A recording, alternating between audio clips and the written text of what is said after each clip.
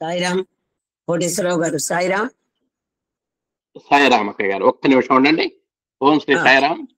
ఈరోజు అహం సత్యబోధక పఠనము విశ్లేషణ మన ఆత్మీయ సోదరిమణి గానుగపాటి భ్రమరామ్మ గారు నిర్వహిస్తున్నారు. ఇప్పుడు భ్రమరామ్మ గారిని కొనసాగించవలసిందిగా కోరుతున్నాం. ఓం శ్రీ సాయిరామ్. ఓం శ్రీ సాయిరామ్. ఓం శ్రీ సాయిరామ్.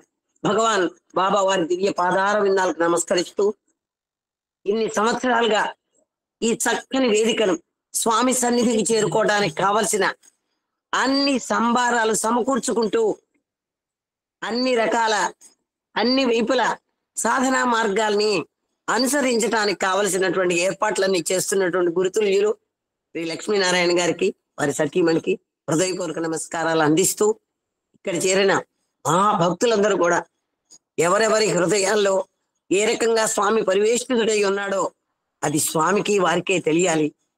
మనందరం కూడా స్వామి డివోటీస్ అనుకుంటున్నాం.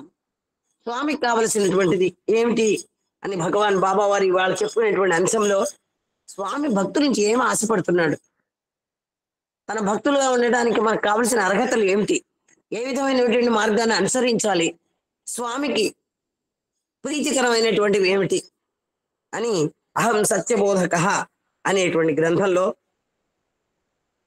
13/3/24 ఇవాళ బుధవారం నాడు మనం చెప్పుకుని పోయేటటువంటి పేజీ 156. ఇది 13వ చాప్టరు.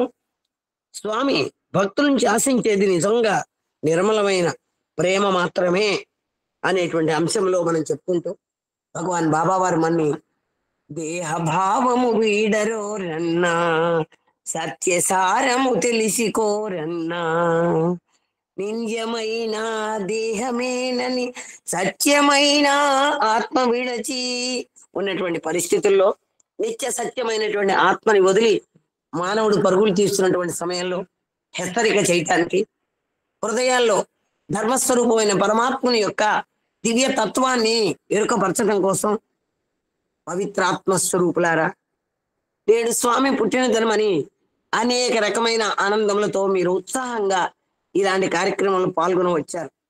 కానీ నిజంగా పుట్టినదినం చేసుకోవటం కానీ జన్మదినం జరుపుకోవటం కానీ ఏనాడు నాకు ఇష్టం లేదు.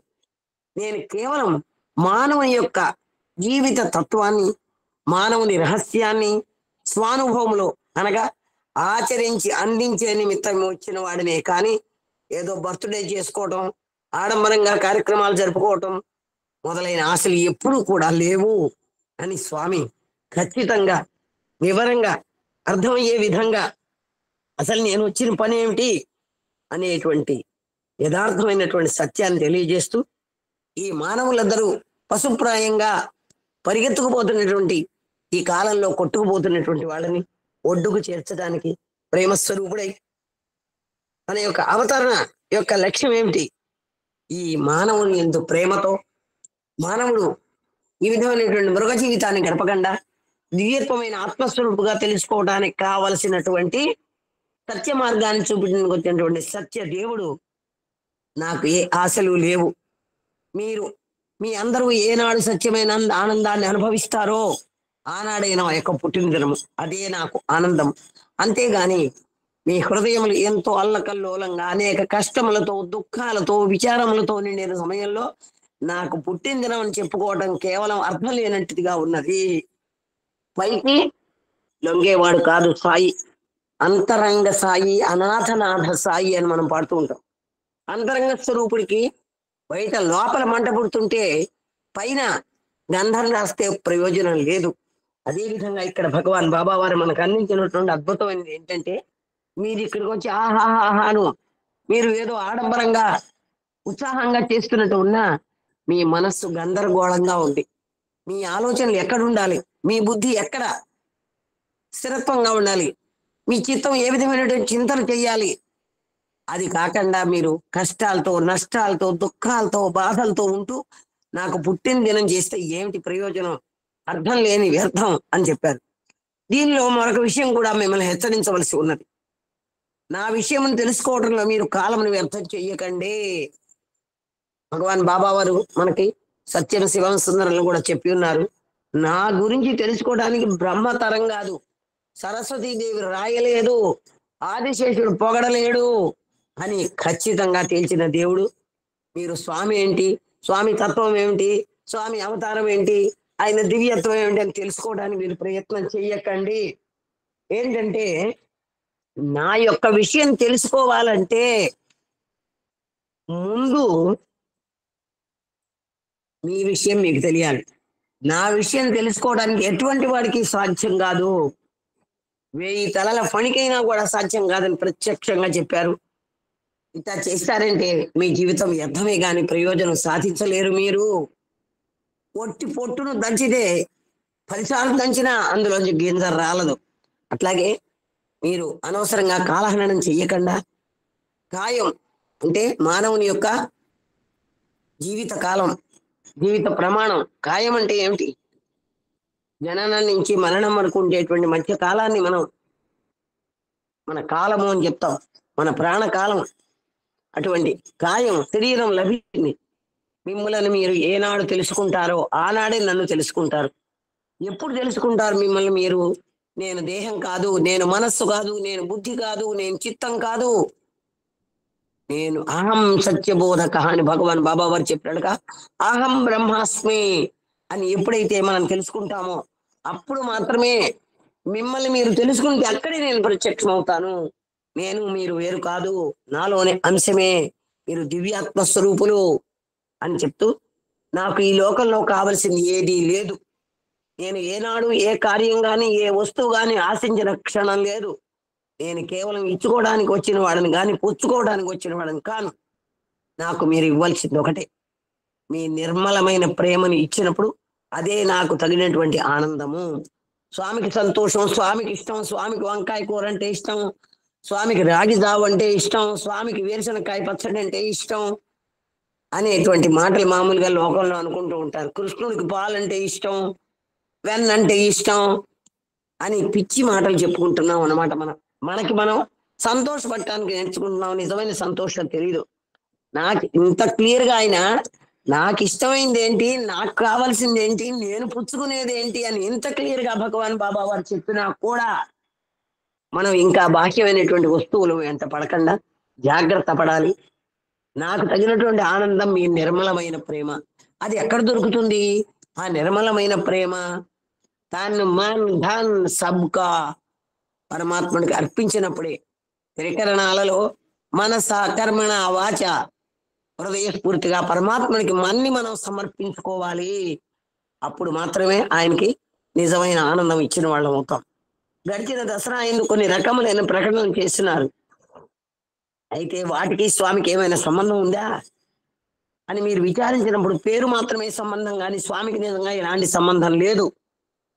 ఈనాడు లోకంలో యువకులు అనుసరించే పెడమార్గములను పురస్కరించుకొని సత్యసాయి సెంట్రల్ ట్రస్ట్ వారు అనేక ప్రాంతములను కాలేజీలు స్థాపించి తద్వారా అనేక రకమైన సంస్కారాలను వాళ్ళకు కలిగింపజేసి భారతీయ సంస్కృతిని నిలబెట్టి సర్వమత సమ్మతమైన సత్యాన్ని ప్రబోధించే నిమిత్తమై వారికి వారుగా సంకల్పించుకున్నారు.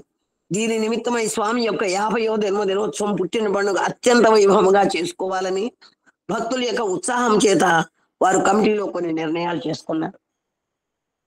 ఇందులో ఉన్నటువంటి సభ్యులందరూ కూడా కలిసి స్వామి యొక్క 50వ జన్మదినోత్సవాన్ని నుంచి ఇటువంటి బృహత్ కార్యం చేద్దాము.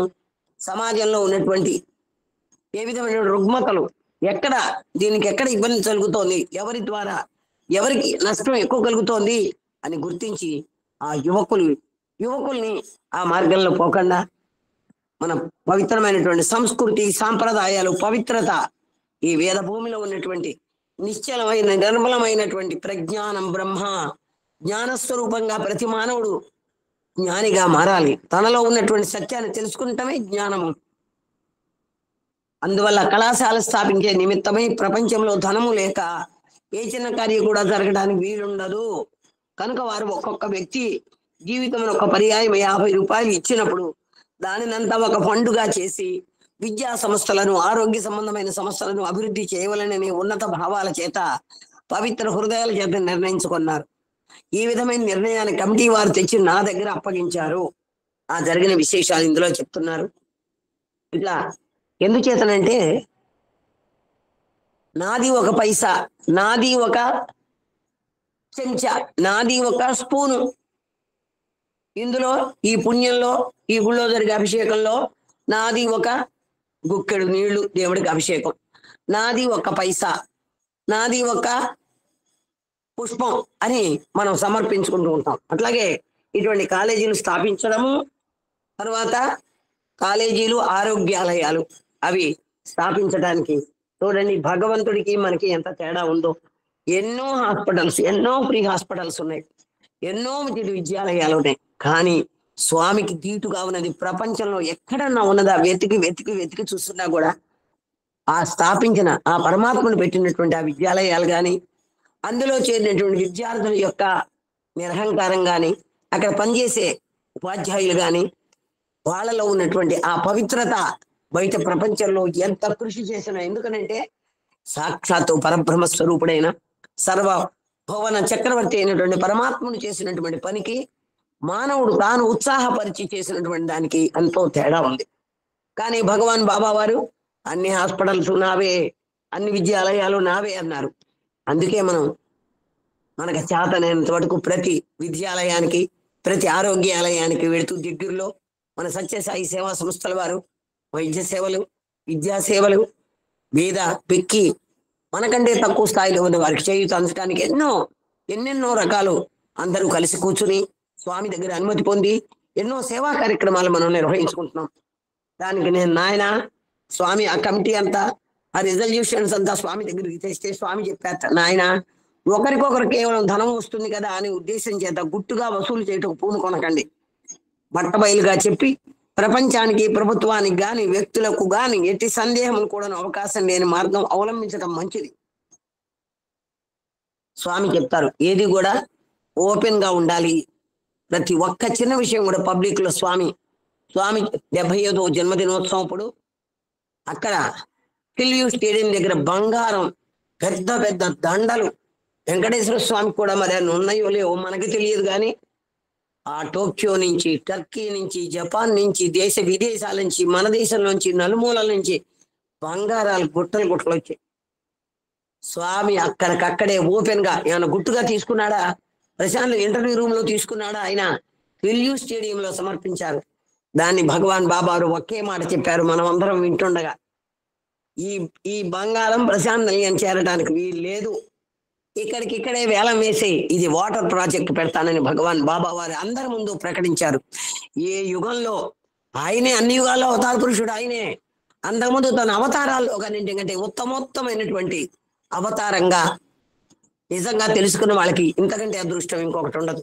అటువంటి దేవాది దేవుడు ఆ వచ్చిందబ్బా, ఇవి నేను మెళ్ళో వేసుకుని గురువారం దర్శనం ఇస్తాను, లేకపోతే ఇవి మెళ్ళో వేసుకుని శనివారం దర్శనం ఇస్తాను వల్ల పరమాత్ముడు అవన్నీ అక్కడే వేలం వేసేసి ఆ వచ్చినవి ఎంతో సొమ్ము వచ్చిందో ఆ సొమ్ముతో అప్పటికప్పుడే వాటర్ ప్రాజెక్టు ప్రారంభించి దాహార్తతో ఉన్నటువంటి వాళ్ళకి దాహం తీర్చిన ఆ గంగానాథుడు, గౌరీనాథుడు, మన సత్యసాయి నాథుడు.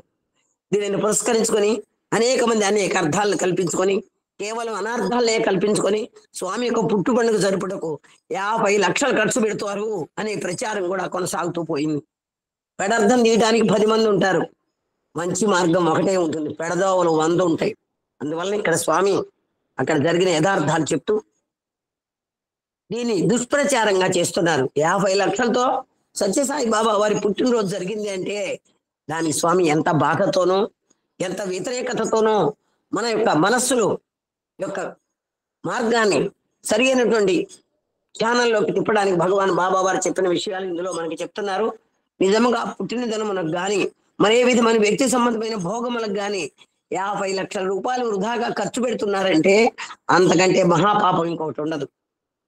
లోకంలో అన్నం లేక, గృహము లేక అనేక అవస్థలు పడే మానవులు కోటాను కోట్లు ఉన్న సమయంలో ఒక వ్యక్తి పుట్టిన పండుగ కోసం 50 లక్షలు ఖర్చు పెడుతున్నారంటే ఇంతకంటే మహాపాపం, ఇంతకంటే మహా దుర్వినియోగం మరొకటి ఉండదు. అలాంటి దానికి నేను ఏనాడు కూడా నువ్వు పాల్పడను అని స్వామి ఢంకా కొట్టి మరీ చెప్పారు. ఏమని చెప్పారు? ఇది మహాపాపము. మనం ఒక వ్యక్తి గురించి 100 మందిని ఈనాడు సమాజంలో చూస్తున్నాం, రాజకీయంగా కానీ సమాజపరంగా కానీ మన కళ్ళెదురుగా ప్రత్యక్షంగా చూస్తున్నాం. బర్త్డేలని, పెళ్లి రోజులని, ఏదో ఇంకా రకరకాలైనటువంటి పిచ్చి పండగలన్నీ చేసుకుంటూ అనవసరమైనటువంటి ఖర్చులు చేస్తూ ఇష్టారాజ్యంగా విచ్చలవిడిగా సంస్కృతి సంప్రదాయాలకు వ్యతిరేకంగా జరగటం ఈనాడు కూడా మనం కళ్ళెదురకుండా ప్రత్యక్షంగా చూస్తున్నాం. దాన్ని స్వామి ఎప్పుడు ఇటువంటి దుర్వినియోగం చేయటానికి నేను అంగీకరించను అని స్వామి చెప్పారు. ఇంటియే కాదు, ప్రశాంత నిలయంలో జరిగే ఒక శివరాత్రికి గాని నవరాత్రికి గాని మా ప్రశాంత నిలయం తరఫున ధనం దుర్యోగం ఏనాడు జరగదు అని భగవాన్ బాబా వారు ప్రశాంత నిలయం నుంచి వస్తున్నటువంటి విషయాన్ని, అక్కడ ఉన్నటువంటి పవిత్రతని, అక్కడ ఉన్న ఆశయాల్ని ఇక్కడి నుంచి అక్కడికి పరుగును పోయి ప్రశాంత నిలయంలో పడేటటువంటి దేనికోసం తప్పించాలి, ఏమని ప్రార్థించాలి, ఏ రకమైనటువంటి సేవలు చేయాలి అని చెప్తూ భగవాన్ బాబా వారు దసరా మహోత్సవంలో ఇక్కడ లక్షలు ఖర్చు అయిన అనేకులు అనుకోవచ్చు.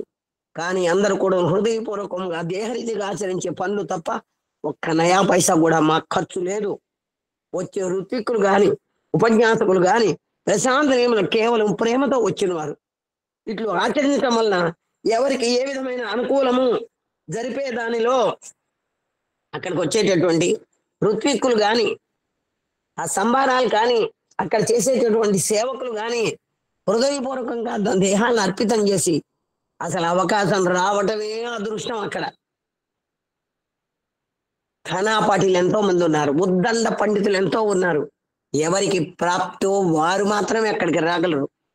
స్వామి చెప్పినట్టుగా ఒక క్షణం రైలు టికెట్ కనుక్కుని కూడా రైలు దాకా వచ్చి కూడా ఎక్కలేనటువంటి స్థితులు ఎన్నో ఉంటాయి జాగ్రత్తగా ఆలోచిస్తే.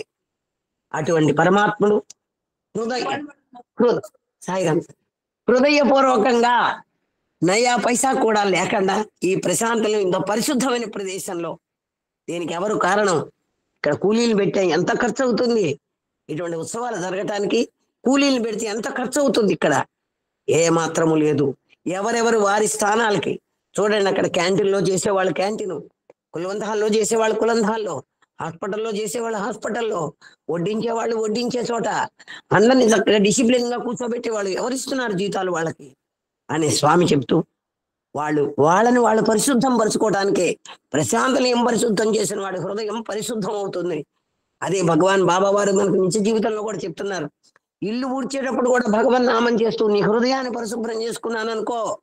అన్నం ఉడికేటప్పుడు భగవన్ నామం చెయ్యి. ఆ గట్టి గింజ మెత్తగా తినడానికి యోగ్యంగా ఎలా మారుతోందో నీ జీవితంలో ప్రతి పలుకు, ప్రతి ఆలోచన, ప్రతి పని కూడా పరమాత్ముడికి నివేదించటానికి. పరమాత్ముడు కఠినుడు గాడు, పరమాత్ముడు నవనీతం వంటి వాడు, ముట్టుకుంటే కరిగిపోయేటటువంటి దేవాతి దేవుడి గురించి ఇక్కడ చెప్తూ దీనికి నయా పైసా ఏ మాత్రం ఖర్చు లేదు. ప్రశాంత నీళ్ళు ఉపయోగించేటటువంటి అన్ని కూడా సద్వినియోగం ప్రపంచంలో ఎక్కడా కూడా లేదని స్వామి చెప్పారు.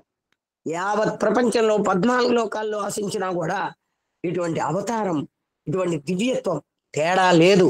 కుల మతాల తేడా లేదు, మత భేదం లేదు, స్థల భేదం లేదు, ఆధ్యాత్మిక భేదం లేదు.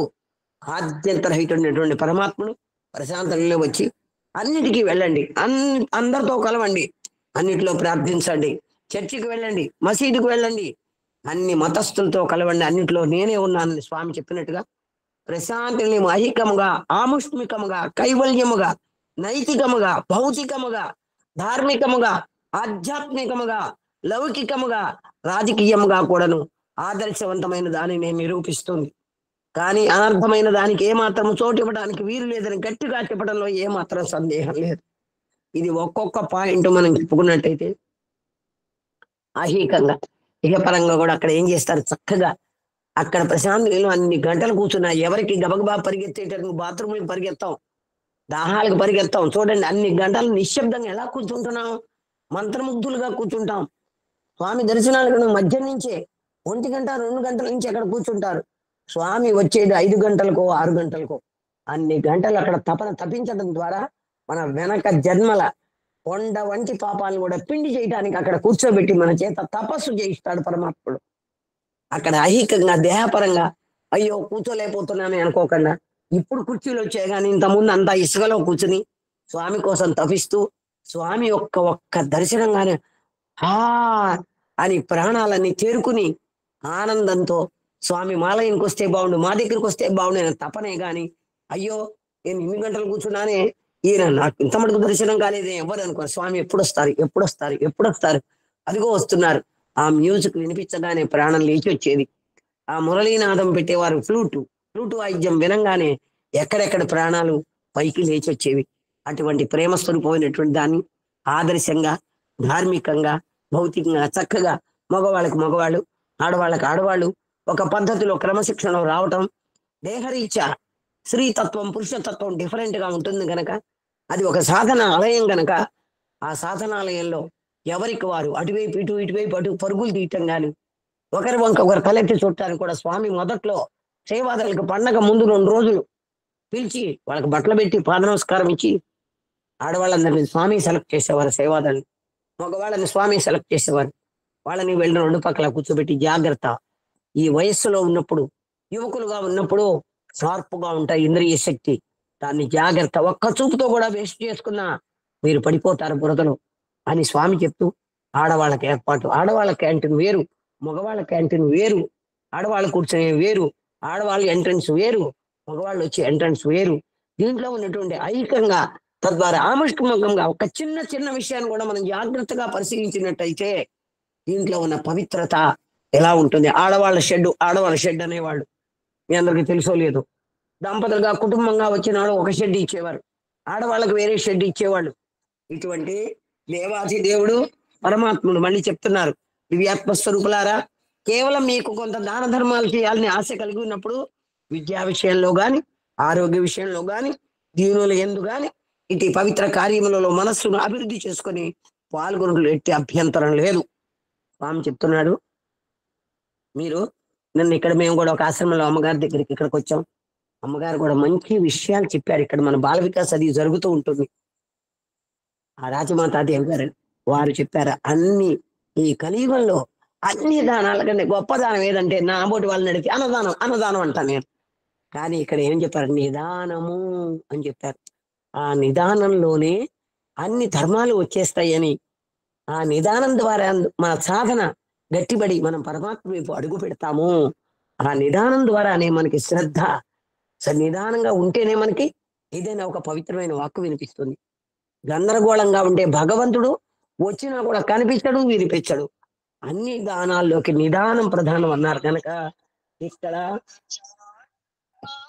నిదానము అని ఏం చెప్పారు, నిదానము అని ఎందుకు చెప్పారు, ఇక్కడ మనకి దీంట్లో ఉన్న పవిత్రమైన అర్థాలు ఏంటి అని జాగ్రత్తగా దీన్ని ఆలోచిస్తే ఇవాళల్లా ఆపేసయ్యమ్మ.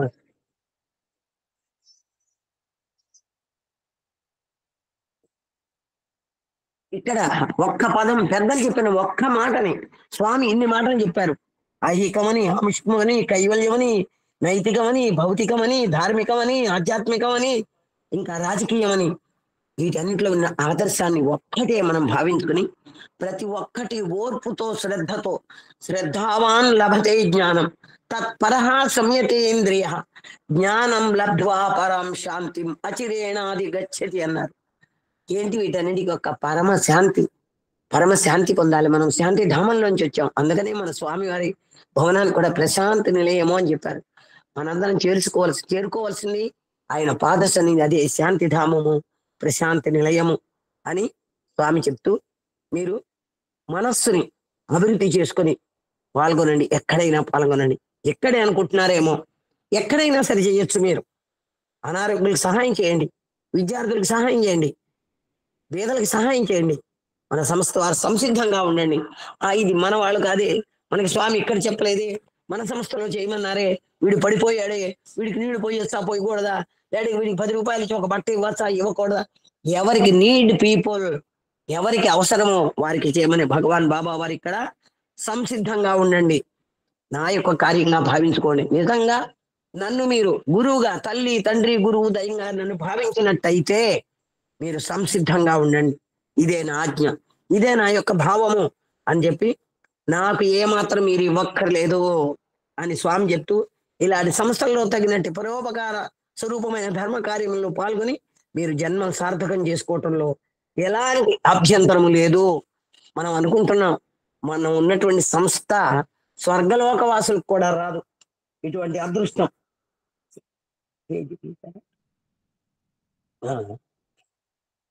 ఇటువంటి పవిత్రమైనటువంటి ఈ కార్యక్రమంలో మీరు వెనకంజ వెయ్యొద్దు అని చెప్తూ, అన్నిట్లా నేనే ఉన్నాను. మనకి తపోవనంలో చదువుతుంటే కూడా అక్కడెక్కడో ఆయన చిట్గాంగులో ఎక్కడో పోగొట్టుకున్న ఉంగరాన్ని ప్రశాంతలో తీసి ఇచ్చారు స్వామి. మనం రోజు పారాయణ చేస్తున్నాం. చిట్గాంగులో నదిలో ఆయన ఉంగరం పోగొట్టుకోవడం ఏంటి, అదే ఉంగరాన్ని ప్రశాంతలో ఇవ్వటం ఏంటి? ఇది నువ్వు ఫలానా చోట పోగొట్టుకోదని చెప్పు. అతని పేరు టైట్మన్ అనే అతను ఆ ఉంగరాన్ని పొగడు. పరమాత్ముడు ఏం చెప్పాడు? అన్ని చోట్ల నేనే ఉన్నాడు. ఇంకొకసారి అన్నారు చెన్నైలో ఏదో హాస్పిటల్లో, అంటే చెన్నై హాస్పిటల్లో కూడా నేనే ఉన్నాను అన్నాడు స్వామి ఒకసారి. ఆయన లేని చోటు లేదు.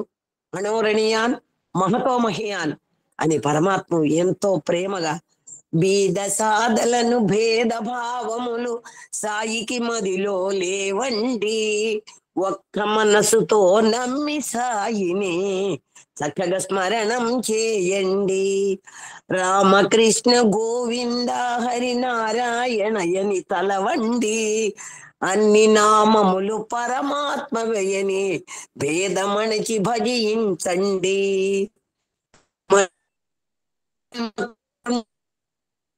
తెలిసి మెలగండి. ధర్మ మార్గాన్ని అనుసరించండి. అదే సేవా మార్గం. మనకిచ్చినటువంటి సేవా మార్గాన్ని భగవాన్ బాబా వారు సేవ ద్వారా తరించండి. కర్మ మార్గంలో అని కృష్ణుని అవతారంలోవి, రాముని అవతారంలోవి, తాను పసితనం నుంచి చేసినటువంటి సేవా కార్యాలు ఎలా చేశాడు, స్వామి ఎలా అనుసరించారు.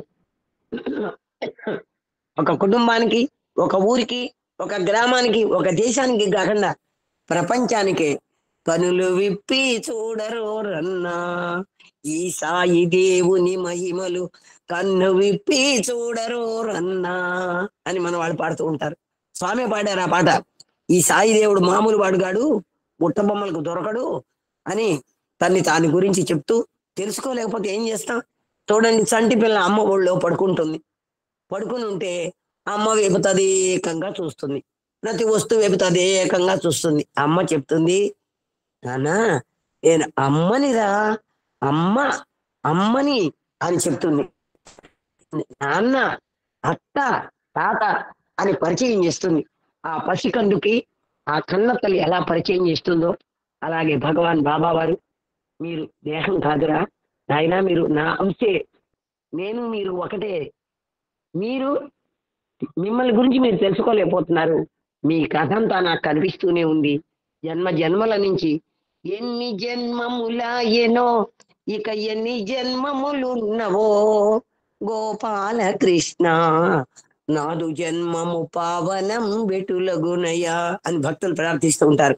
స్వామి ఎన్ని జన్మలయ్యాయో, ఇంకెన్ని జన్మలు ఉన్నాయో అని దీనికి కూడా ఎన్నో కథలు చెప్పి స్వామి మనకి జాగ్రత్తగా, నిదానంగా, శాంతంగా, శ్రద్ధతో, శరణాగతితో, పవిత్ర భావనతో ఎలా చేరుకోవాలి, నా ఇష్ట దైవానికి వెళ్ళేది అడ్రస్ ఏది, దారి ఏది, ఏ దారి పోవాలి, ఎవరితో అనుసరించి పోవాలి, ఎవరితో కలిసిమెలిసి పోవాలి నేను అనేటువంటి సాధకులతో కలిసి, మనది సంయుక్తము, సంకీర్తన అని చెప్పారు. ఐకమత్యంతో చేసేటటువంటి సేవలు మనం అన్ని కూడా.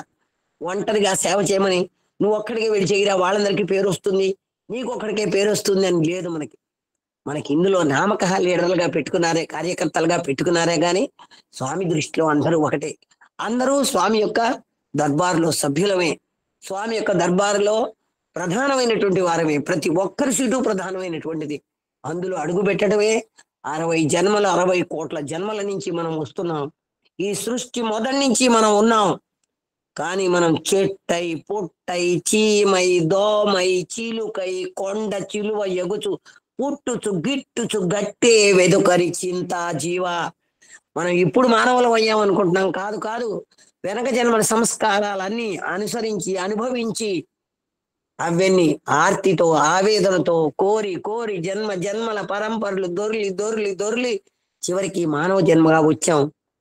సరిగ్గా మన విభుడు, మన ప్రభువు, మన ఆత్మ, పరమాత్మ, సకల లోక చక్రవర్తి, భువనైకనాథుడు అయినటువంటి పరమాత్ముడు జన్మించడం, అందున మనం ఈ సత్యసాయి సంస్థల్లో సేవ చేసుకునే భాగ్యం దొరకటం, ఇంకా లోపలికి అహం సత్యబోధకాలు ఒక సభ్యులుగా ఉండటం, ఇందులో మహనీయులు, మహాత్ములు, యోగులు, జ్ఞానులు, సామాన్యులు, గృహిణులు, పిల్లలు, పెద్దలు, పండితులు, పామరులు అందరూ వారికి తోచినటువంటి అభిప్రాయాలను ఇక్కడ పంచుతూ ఆనందాన్ని పంచుకుంటూ ప్రతిరోజు ఒక పండగ చేసుకుంటున్నాం మనం.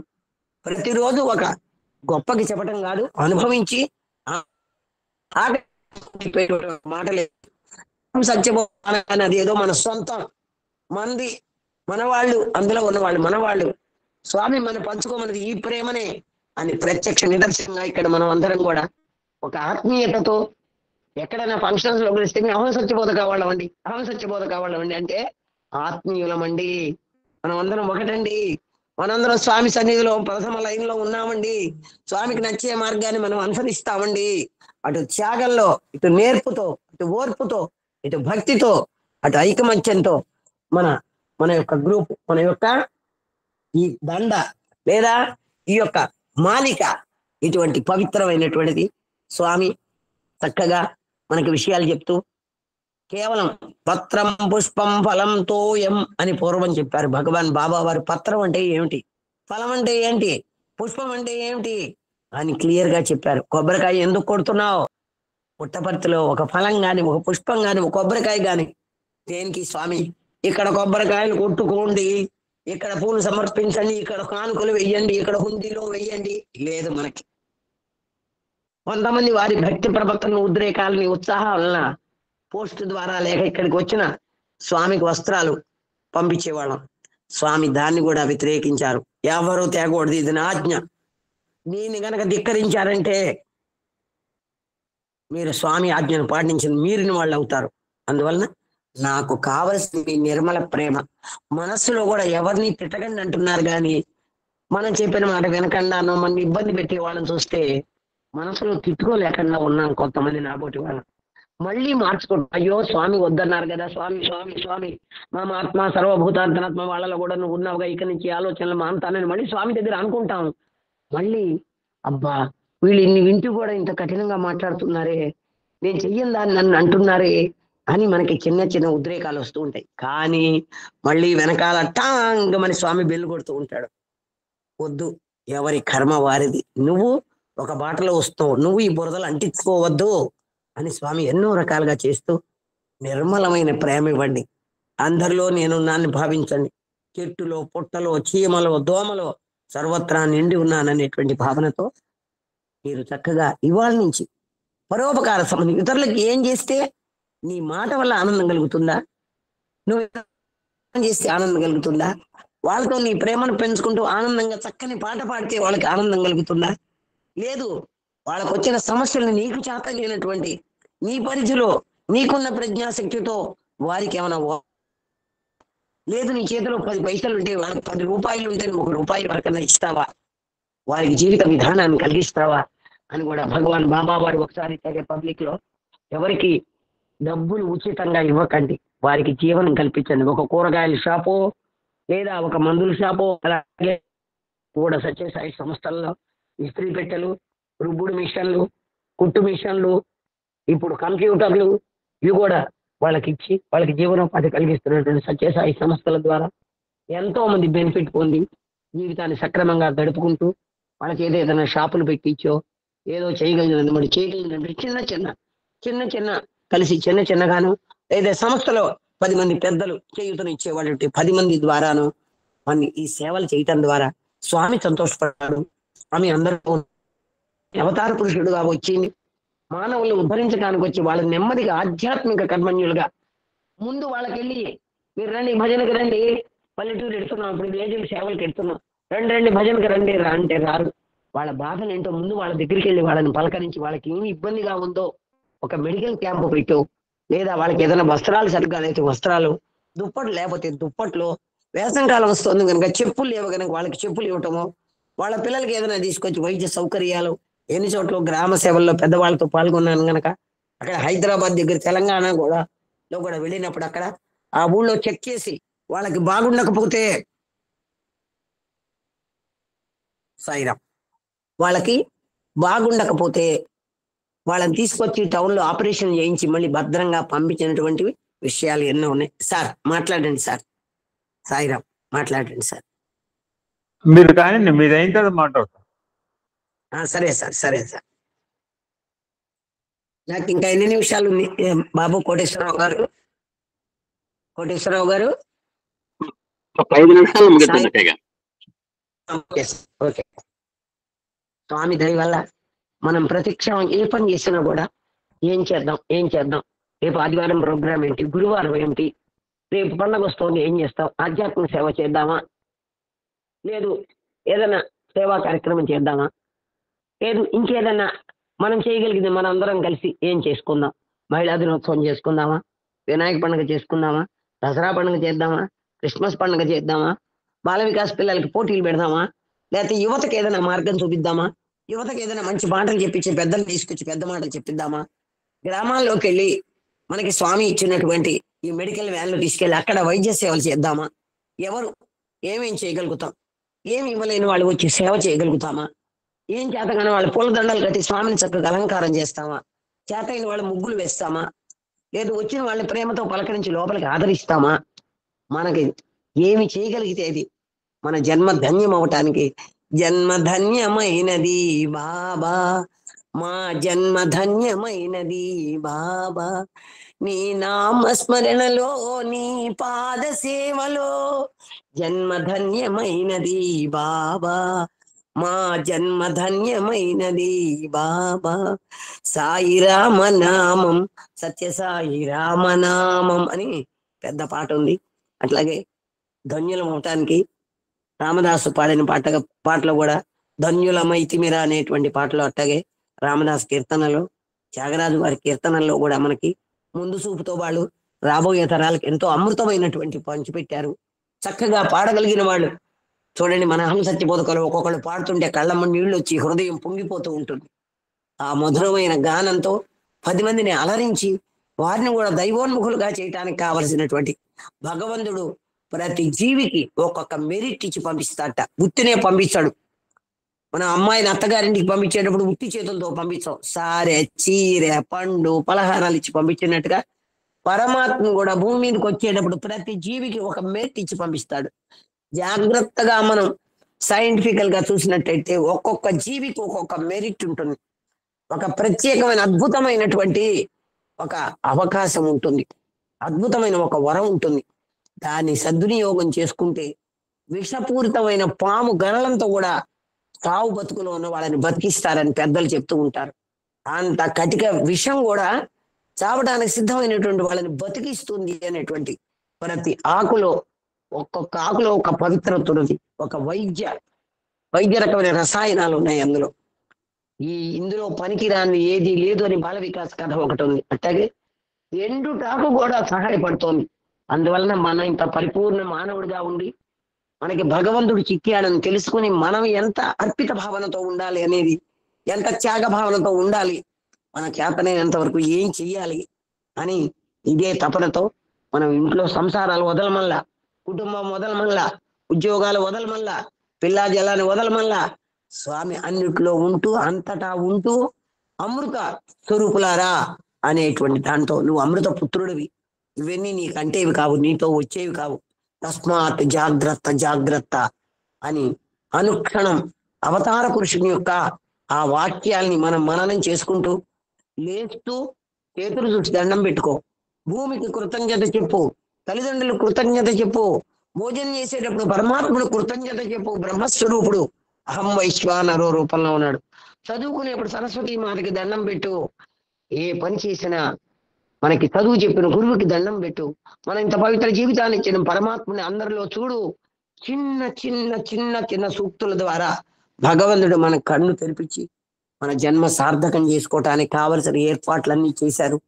ఇవి ప్రతినిత్యం మహానుభావులు అందరూ కూడా ఇందులో రోజుకొక్కరు చక్కని పాటలతో, చక్కని కవితలతో, చక్కని ఉపన్యాసాలతో అలరారిస్తున్నటువంటి ఈ అహం సత్యబోధకాక మనందరం కృతజ్ఞులమై ఉంటాం గనక ఇందులో చెప్పినవన్నీ కూడా ఆచరించినప్పుడు ఆ దేవుడు మనతో తోడుగా ఉంటాడు గనక ఎంత ప్రయత్నం చేస్తే చేసుకున్న వారికి చేసుకున్నంత మహాదేవ, ఆ మహాదేవుడు ఎవరెవరి ఎంతంత చేసుకుంటే ఫలితాన్ని ఇస్తాడు గనక ఫలితాన్ని మనం ఆశించవలసిన అవసరం లేదు గనక ఆయనే తూకం వేసి జాగ్రత్తగా పైన ఇంకా అనుగ్రహం అనేటువంటి ఎక్స్ట్రా బ్యాలెన్స్ కూడా వేసిస్తాడు గనక వీడు నావాడు అనిపించుకునేందుకు మనం జీవిద్దాం. జై సాయిరామ్, జై జై సాయిరామ్. శ్రీ సాయిరామ్ అండి. యాక్చువల్గా నేను మాట్లాడతానో లేదో కూడా నాకు డౌట్ఫుల్ గా ఉందండి. అనుకోకుండా ఇప్పుడు అరుణ గారికి రావడం జరిగింది. వారు స్వామికి ఒక మందిరం ఇచ్చారండి. ప్రస్తుతం నాకు ఆయన స్వామి మందిరంలో కూర్చున్న భాగ్యం ఈరోజు నాకు ఆయన ప్రసాదించారు శాస్త్రి గారండి. 2-3 విషయాలు కొన్ని ముచ్చరించిన తర్వాత I have to go down again. కింద ఫంక్షన్ అవుతోంది. ఒక సందర్భంలో ఈ యొక్క మనంతా స్వామి పిల్లలమే.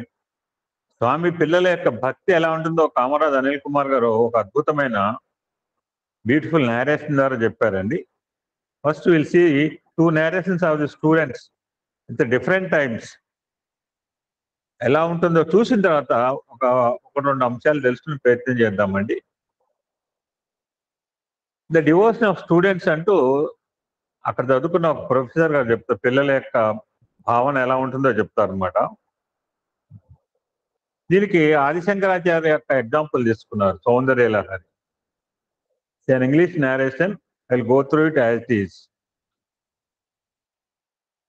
Adishankara in his Saundarya Lahari extols the mother of the universe by saying like this. ఈ విధంగా అంటున్నాడు ఆదిశంకరాచార్య. ఓ mother, just as water from the sea is held in cupped hands and poured back into the sea as an offering. ఒక నదిలో కానీ సముద్రంలో కానీ స్నానం చేసిన తర్వాత చేతిలో తీసుకుని తర్పణం తీసుకుని మళ్ళీ ఎవరికి ఇస్తామండి? ఆ యొక్క నదీమ తల్లికి, ఆ సముద్రానికి ఆఫరింగ్ చేస్తామండి. ఇంకొక ఉదాహరణ చెప్తారు. Just as camphor is lighted in an offering to the god in the sun. ఒక సూర్య భగవానుడికి దగదగా మెచ్చిపోయి ఇప్పుడు ఈ టైంలో ఒక సూర్య భగవానుడికి ఒక కర్పూర హారతి ఇస్తే ఎలాగా ఉంటుంది జ్యోతి? I sing your glory with same words from your own creation.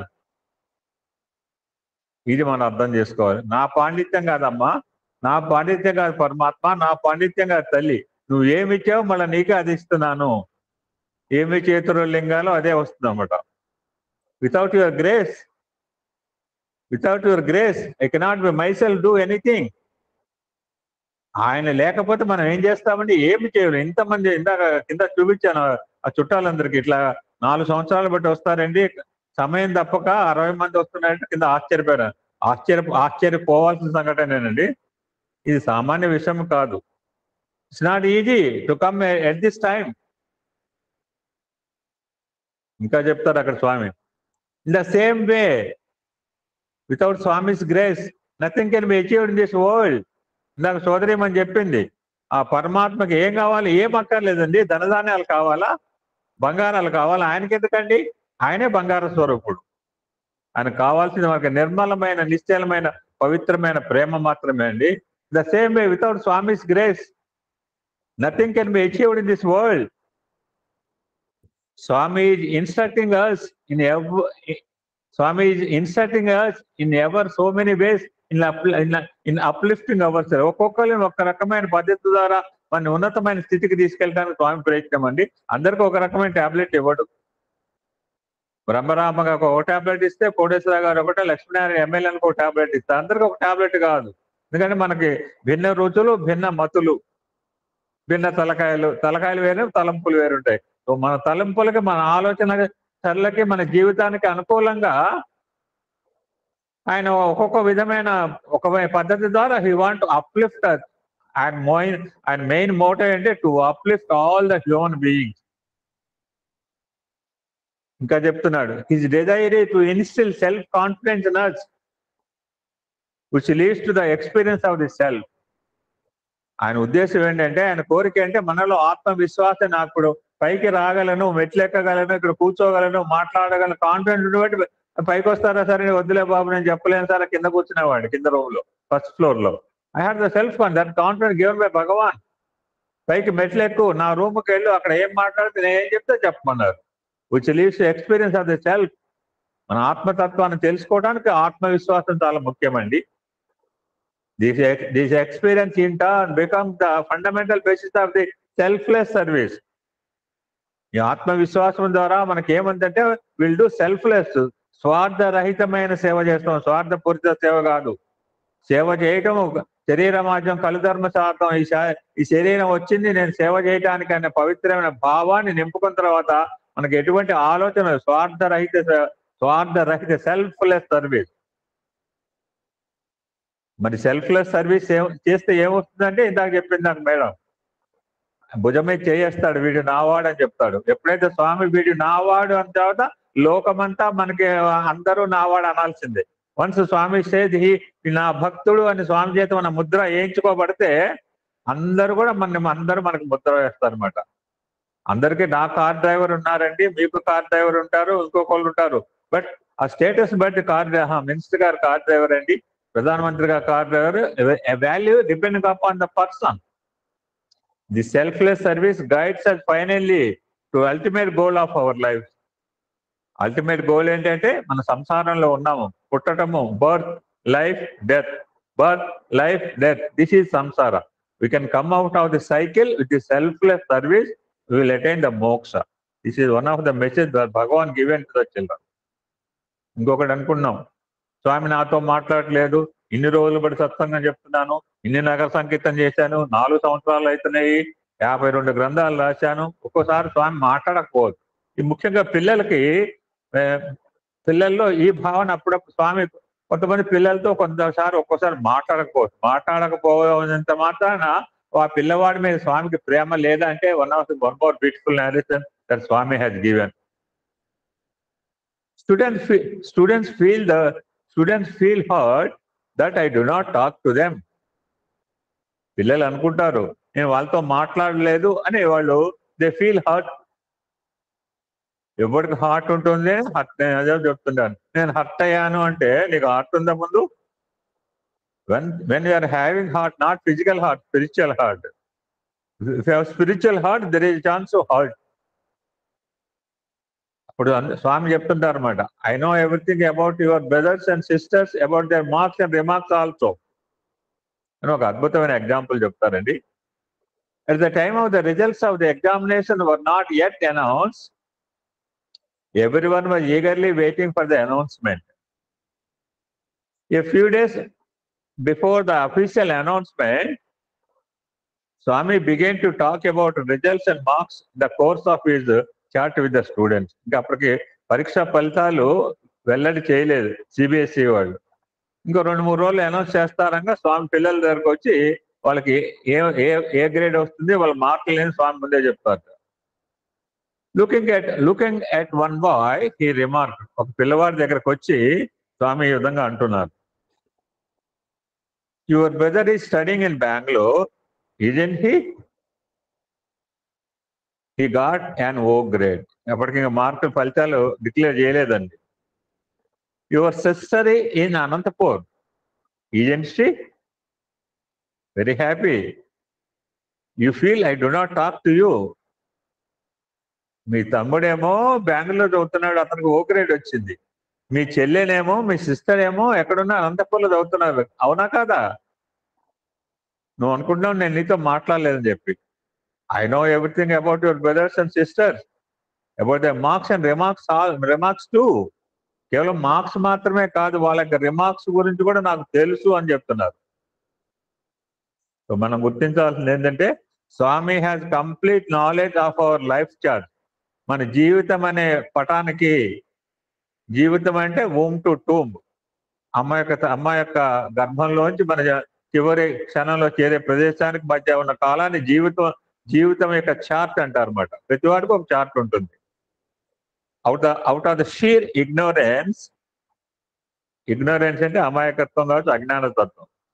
We feel sad that we did not have an opportunity to talk to Swami or seek his help for our particular predicament.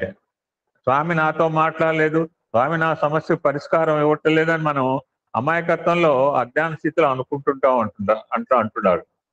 I wonder when we will cultivate the Adaminious faith, పరిపూర్ణమైన విశ్వాసం. శ్వాస ఎలా మన శ్వాస అయితే ఎలా ఉంటుందో అటువంటి పవిత్రమైన విశ్వాసం, సడలని విశ్వాసం కనుక ఉంటే whatever our all knowing Swami does is bound to be our own good. Swami ఏమి చేసినా, మాట్లాడినా, మాట్లాడకపోయినా, చూసినా, చూడకపోయినా, పలకరించినా, పలకరించకపోయినా, చిరునవ్వు నవ్వినా, చంపకపోయినా, ఎవ్రీథింగ్ ఆయన చేసేవన్నీ కూడా మన యొక్క ఔన్నత్యానికి, మన ఉన్నతికే అని మనం గుర్తించే స్థితి వస్తుంది. ఎప్పుడంటే మనం పరిపూర్ణమైన విశ్వాసం కనుక స్వామి మీద ఉంచగలిగితే. ఇంకొక చిన్న ఒక will have some one story అండి. ఒకసారి గౌతమ బుద్ధుడు తన శిష్యులతో సమావేశమై కూర్చుని ఉండగా చాలా కోపంతో ఒక వ్యక్తి వచ్చాట అక్కడికి. అతను బుద్ధుడు తప్పు చేస్తున్నట్లుగా భావించేవాట. కేవలము ప్రజలను ధ్యానం చేయమని చెప్తేనే ప్రజలు పెద్ద సంఖ్యలో ఆయన వైపుకు ఆకర్షించబడుతున్నారు అని అనుకున్నట్ట. ఈజ్ బిజినెస్ మ్యాన్, అతను వ్యాపారవేత్త. అతని పిల్లలు కూడా వ్యాపారంలో ఎక్కువ డబ్బు సంపాదించడంలో, మంచి జీవనోపాధిని పెంచుకోవడంలో నిమగ్నమై ఉండకుండా బుద్ధుడితో ఎక్కువ సమయం గడుపుతున్నారని ఆందోళన పడ్డారు. Because he is a business man, he thinking that his children are unnecessary wasting time with meditation and this thing doing bhajan and everything following Gautam Buddha. అన్నెసరీగా టైం వేస్ట్ అవుతుంది, ఆయన డబ్బులు సంపాదించుకోవచ్చు కదా అని బాధపడ్డట. ఎప్పుడూ కళ్ళు మూసుకుని కూర్చుని ఉంటే వారి పక్కన రోజులో 4 గంటల సమయం గడవటం పూర్తిగా వృధా అని భావించాట. All merely unnecessary wasting time. ఆయన సత్సంగాల్లో కూర్చుంటాడు, ఆయన మెడిటేషన్ అంటుంటాడు, ఈ విధంగా సమయాన్ని వృధా చేసుకుంటున్నారు, నాట్ ఎర్నింగ్ మనీ అని ఈ విధంగా లౌకికమైన ఆలోచనతో ఉండేటప్పుడు కాస్త కోపము, విసుగు కూడా డెవలప్ అవుతున్నాయి. రోజు బాల వికాస్ అంటాడు, అక్కడ పోయి కూర్చుంటాడు, రోజు నారాయణ సేవ అంటాడు, ఊళ్ళో కూర్చుంటాడు, రోజు సత్సంగం ఉంటాడు, 2 గంటలు అక్కడ కూర్చుంటారు. చాలా మంది అనుకుంటారు, మిమ్మల్ని అనుకుంటారు, నన్ను అనుకుంటారు. అనుకోనండి. ఆయన 2 గంటలు నిన్న పొద్దున్న నాకు ఎందుకో అనిపించింది, ఒక ఆయన నా ఇంటి వెనకాల రిటైర్ అయిపోయాడు, మళ్ళీ ఉద్యోగం చేసుకుని కార్లో పోతుంటే నాకు అనిపించింది, అరే రిటైర్ అయిపోయిందా, నేను కూడా చెన్నైలో ఏమైనా ఉద్యోగం సంపాదించుకుంటా 20,000 30,000 వచ్చాయి కదా, నాకు కూడా ఒక థాట్ వచ్చింది. దీంతో కలత చెంది విసిగిపోయి నేను ఎట్లయినా సరే ఈ వ్యక్తికి ఒక గుణపాఠం చెప్పాలి అని డిసైడ్ అయ్యాడు వ్యాపారవేత్త. మనసు నిండా కోపంతో బుద్ధుడి వైపు ధైర్యంగా నడిచాడు. బుద్ధుని దగ్గరికి రాగానే అతనిలోని ప్రతికూల ఆలోచనలన్నీ మాయమైపోయాయి. కానీ అతనిలోని కోపం మాత్రం చల్లారలేదు. కోపంతో ఊగిపోతున్నాడు, కానీ మాట్లాడలేకపోతున్నాడు. ఈ లాట్ ఆఫ్ యాంగర్, లోపల కడుపు ఉడికిపోతుంది, బర్న్ అవుతోంది లోపల, కానీ మాట రావట్లేదు. తన భావోద్వేగాలను మాటల్లో చెప్పలేక బుద్ధుడి ముఖంపై ఉమ్మి వేశాడు. బుద్ధుడు బదులుగా నవ్వాట. బుద్ధునితో పాటు కూర్చున్న శిష్యులకు కూడా ఆ వ్యక్తిపై చాలా కోపం వచ్చింది. వారు అతని మీదకు దూకటానికి సిద్ధమయ్యారు. కానీ ఇన్ ద ప్రెజెన్స్ ఆఫ్ బుద్ధుని ఎదురుగా వారు ఏమీ చేయలేక ఆగిపోయారు. బుద్ధుడితో ఎవరైనా అంత అవమానకరంగా ప్రవర్తించగలని వారు నమ్మలేకపోయారు. కానీ వారు ఏమి అనలేకపోయారు ఆ యొక్క బుద్ధ భగవానుడు ఉండటం వల్ల. అతను చేసిన పనికి చుట్టూ ఉన్న వ్యక్తుల నుంచి ఎటువంటి ప్రతిచర్య రాలేదు. యాక్షన్ అండ్ రియాక్షన్, ఏమి రియాక్షన్ రాలేదు. పైగా బుద్ధుడు కూడా ప్రతిగా చిరునవ్వు నవ్వాడంతే.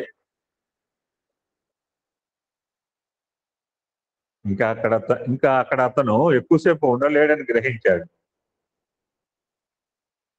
ఇంకా ఎక్కువసేపు ఉంటే బహుశా నేనే పేలిపోతానేమో అని ఇటువంటి సిచ్యువేషన్స్ మనకు కూడా వచ్చే ఉంటాయి. రాకపోతే అదృష్టవంతులే. వచ్చినప్పుడు ఏం చేయాలంటే ఆ స్థలంలోంచి వెళ్ళిపోవాలి. ఆ యొక్క ఇంకాసేపు ఉంటే మనమే బర్స్ట్ అయిపోతాం. అంత కోపంతో ఊగిసలాడుతున్నాడు. కానీ బుద్ధుడు ఏమంటలేదు, ఆ బుద్ధుడు శిష్యులు కూడా ఏమనలేదు. ఒక నీచమైన అవమానకరమైన పని చేసినా నో రియాక్షన్ ఫర్ దట్. ఇంటికి తిరిగి వచ్చేసిన తర్వాత కూడా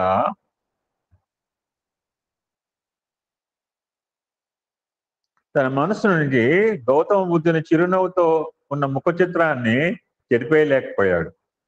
ఒక చిరునవ్వు అతని హార్ట్ లో ప్రింట్ అయిపోయింది అనమాట. తాను చేసిన లాంటి అగౌరవమైన చర్యకు అసాధారణంగా స్పందించిన ఒక వ్యక్తిని తన జీవితంలో మొదటిసారి కలుసుకున్నాడు అనుకున్నట్ట. నేను చేసిన పని ఏంటి, దానికి ఎదుటి వ్యక్తి చూపిన రియాక్షన్ ఏంటి, ఇటువంటి వాళ్ళు కూడా ఉంటారా? ఎవరు ఉండరండి.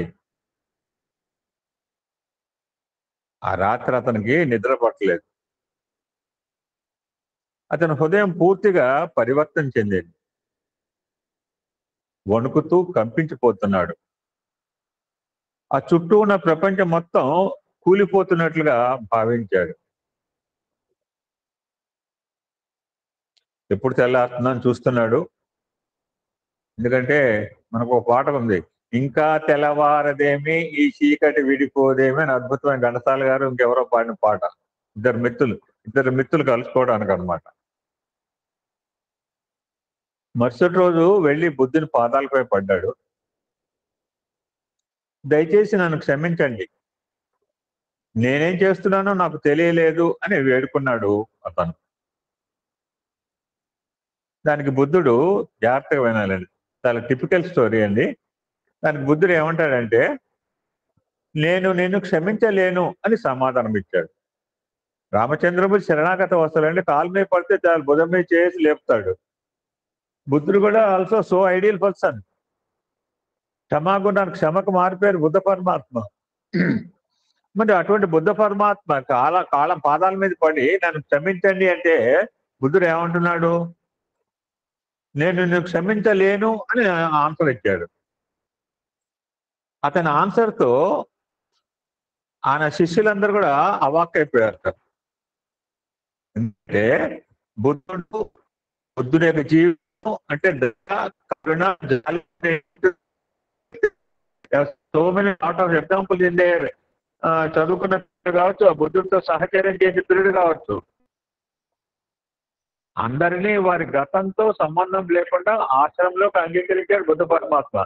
ఈ invited everybody irrespective of their future past. వాడు ఎటువంటి వాడు, నేను ఆశ్రమానికి వస్తా అంటే కమాన్ అన్నాడు. మరి ఇప్పుడు ఈ వ్యాపారితో క్షమించలేను అని చెప్తున్నాడు అని అనుకున్నారు అందరూ. ఇదేంటి ఇంత ప్రవర్తనగా ఉన్నది? మొన్ననే మొహం మీద ఉమ్మేస్తేనే చిరునవ్వు నవ్వాడు, ఇవాళ కాలం మీద పడి క్షమించమంటే నేను క్షమించలేను అంటున్నాడు. నాకు కూడా ఆశ్చర్యం అనిపించింది ఈ కథ చదువుతుంది. బుద్ధుడు చుట్టుపక్కల చూసి అందరూ ఆశ్చర్యపోయినట్లు గమనించాడు.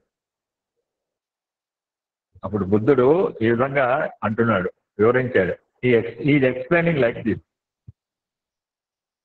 మీరు ఏమి చేయనప్పుడు నేను ఎందుకు క్షమించాలి?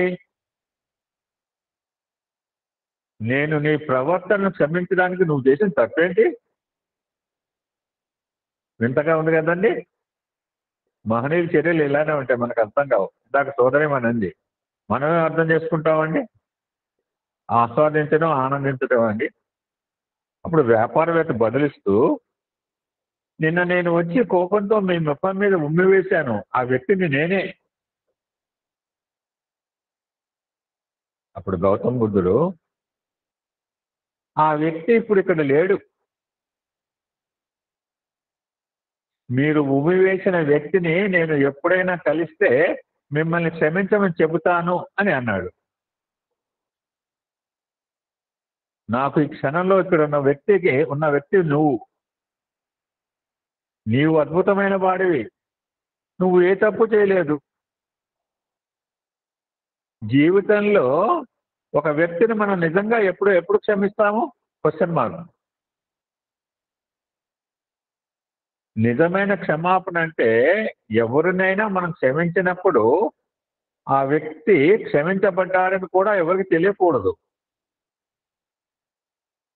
ఆ వ్యక్తికి తాను చేసిన పనికి అపరాధ భావాన్ని కూడా ఏమి నేరేషన్ అండి, ఆ వ్యక్తికి తాను చేసిన అపరాధ భావాన్ని కూడా కలిగించకూడదు అంటున్నాడు.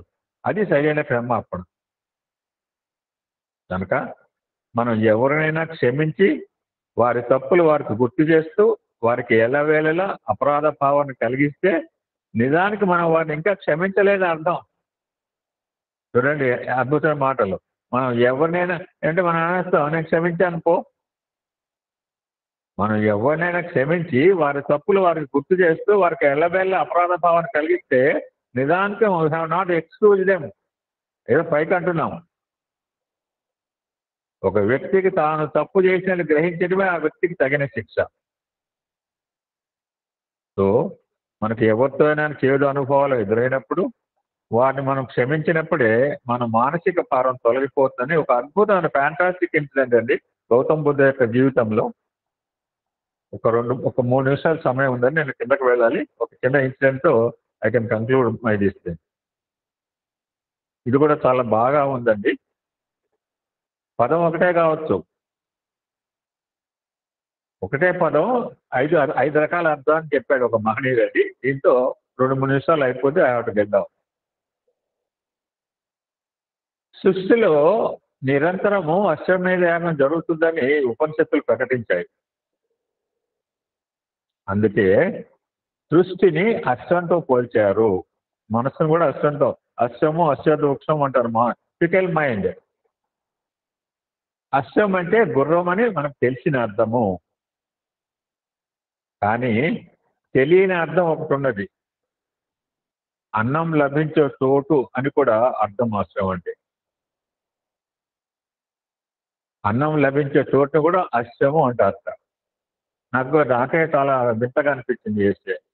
సామాన్యులు ఈ సృష్టిని అన్నం కోసం ఆశ్రయిస్తారు, అన్నం కోసం కష్టపడతారు, అన్నమే పరమావధిగా జీవిస్తారు. వారికి అన్నం తప్ప మరొక ఆలోచన ఉండదు. వారిని కష్టజీవులుగా లెక్కించవచ్చు. లోకంలో కేవలము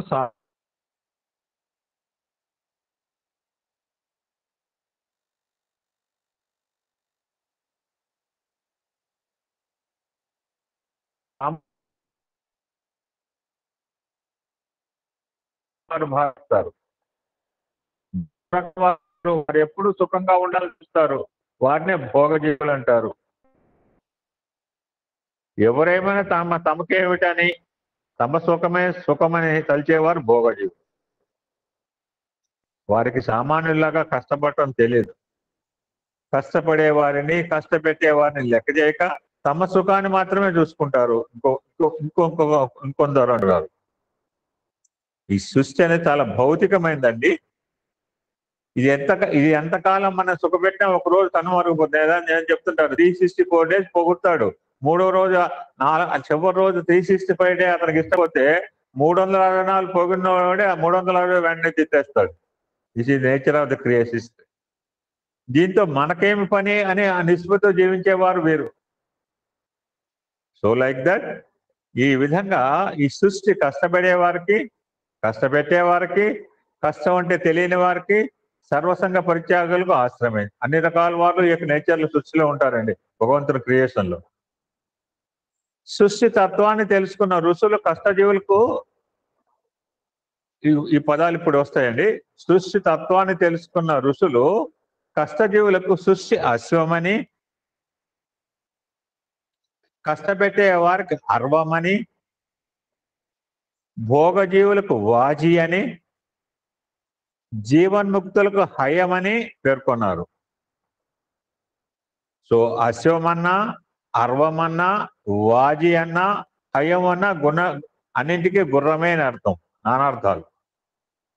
కానీ ఒక్కొక్క పేరు ఒక్కొక్క విలక్షణమైన అర్థాన్ని ఇస్తుందండి.